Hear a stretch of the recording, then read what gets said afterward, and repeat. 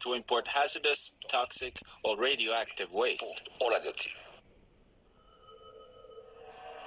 Giampiero Sebri acted as a local agent for an organization that arranged the dumping of waste in developing countries on behalf of Western firms. If an industrial group or company, even a government company, has thousands and thousands of tons of waste to dispose of, I would set up a local company in a developing country.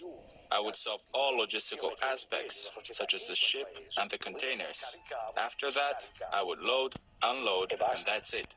Sebri was also part of the so-called Project Urano, a plan to dump radioactive waste in Western Sahara, conceived by the same organization of international waste dumpers.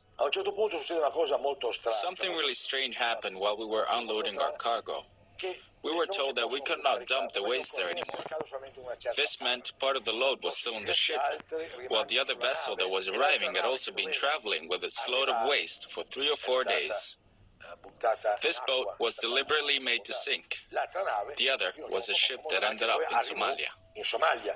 According to documents found by Italian police, following the failure of Project Urano 1 in Western Sahara, Project Urano 2 was devised.